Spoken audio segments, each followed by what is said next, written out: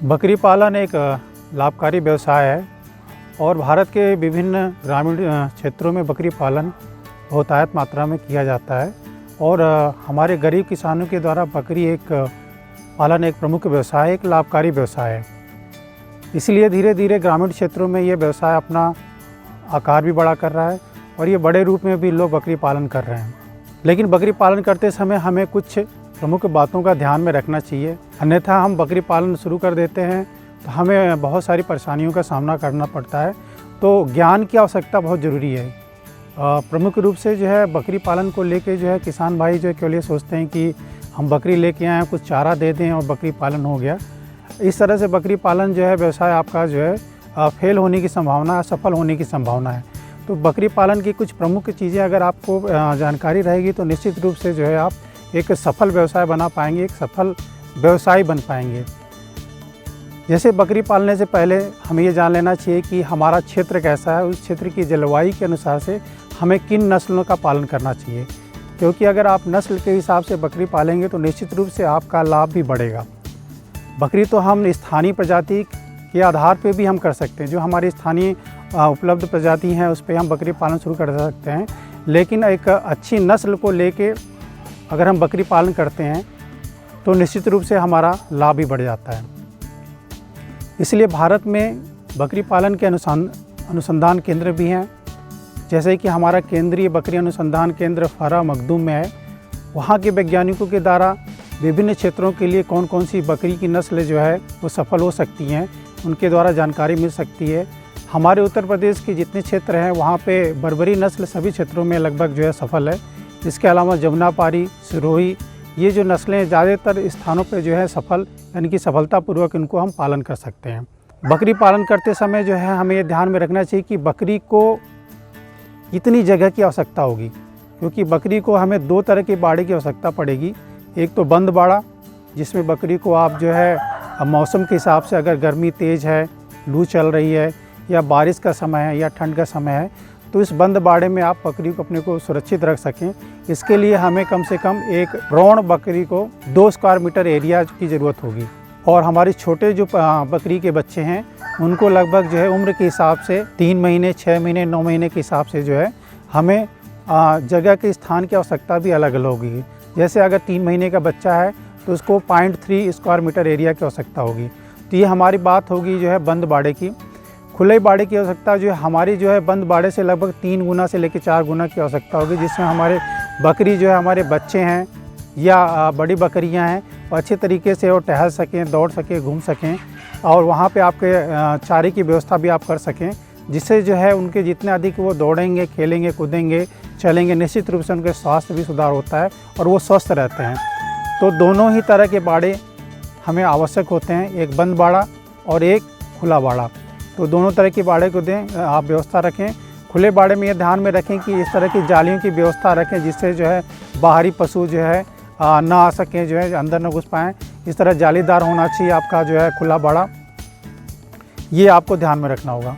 तो ये बाड़े की बात होगी। दूसरी बात, हम बाज़ार में अगर जब भी बकरी के बच्चे खरीदने जाएँ या बकरी खरीदने जाएँ तो हमें इस बात का ध्यान में रखना है कि ये बच्चे 4 महीने से ऊपर के आकार के होने चाहिए, यानी 4 महीने से अधिक उम्र के होने चाहिए। इन्हीं को लें, क्योंकि 4 महीने से नीचे जो बच्चे होते हैं वो दूध पी रहे होते हैं। अगर उनको अपनी मादा से, अपनी माँ से अलग कर देंगे तो निश्चित रूप से जो है वो उनके स्वास्थ्य पर विपरीत प्रभाव पड़ेगा। तो 4 महीने से ऊपर के बच्चे को कोशिश ये करें कि 6 महीने, 8 महीने के जो है आप बकरी के बच्चों को लेके आएँ और फिर अपना व्यवसाय जो है, क्योंकि 6 महीने तक के बच्चे, 6 महीने से 8 महीने के जो बच्चे हैं वो उनकी कीमत भी कम होती है, तो आपका व्यवसाय जो है कम पैसे में शुरू हो सकता है। अगर आपके पास अच्छी नस्ल की बकरी या बकरे उपलब्ध नहीं हो पा रहे हैं तो आपको कोशिश ये करना है कि स्थानीय नस्ल की जो है, जो भी हमारी मादा बकरी हैं जो 6 महीने, 8 महीने या 10 महीने की उम्र की जो है, आप उन्हें लेके आएँ और एक लगभग 10 से लेके 15 बकरियों पे एक अच्छे नर की आवश्यकता होती है, जिसको हम कहते हैं ब्रीडर। तो एक ब्रीडर बकरा जो है आप केंद्रीय बकरी अनुसंधान केंद्र या कृषि विज्ञान केंद्र, जो आपके ज़िले का कृषि विज्ञान केंद्र है, उनसे संपर्क करें। वो निश्चित रूप से वहाँ के वैज्ञानिक आपकी सहायता करेंगे। एक बकरा जो है लगभग 12 से लेकर 15 बकरियों के लिए पर्याप्त होगा, तो जिससे जो है वो ब्रीडिंग करके निश्चित रूप से उसके नस्ल को सुधार करेगा। तो स्थानीय नस्ल और एक अच्छे ब्रीड के बकरे से जो अगली जो नस्ल पैदा होगी निश्चित रूप से वो क्रॉस ब्रीड होगी और उसकी जो है स्थानीय जलवायु में अनुकूलन भी अच्छा होगा और उसकी ग्रोथ भी अच्छी होगा और उसका जो है निश्चित रूप से उसका उत्पादन वो अधिक होगा।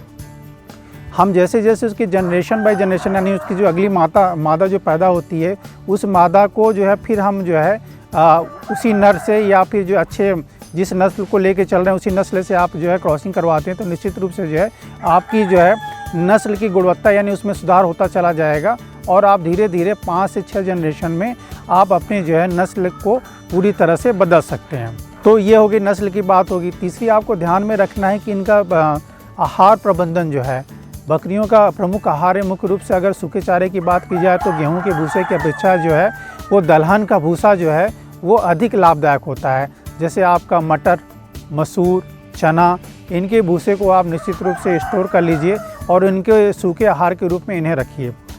हरे चारे में आप जो है इस मौसमी हरा चारा के अलावा जो है आपको ये ध्यान में रखना है कि हमारी बकरी का जो प्रमुख आहार होता है वो पेड़ की पत्तियाँ होती हैं। तो पेड़ की पत्तियों की व्यवस्था होनी चाहिए और इसके लिए आप चाहे तो अपने खेत के मेड़ों में या कुछ इस तरह से आप जगह दे दें जिसमें आपका बेर, गूलर, पाकड़, जामुन, सुबबूल, सहजन, सहतूत, इनका जो है आप पेड़ पौधे लगाएं, इनका जो है प्लांटेशन करें और इनकी पत्तियां जो है हमारी बकरियों के लिए काफ़ी लाभदायक होती हैं। तो क्योंकि बकरी में जो पेड़ की पत्तियां खाने से उनका जो आहार सिस्टम होता है, आहार जो तंत्र होता है वो जो है काफ़ी अच्छा बना रहता है, स्वस्थ बना रहता है और उससे जिससे बकरियों का जो है परफॉर्मेंस जो है वो सुधर जाता है।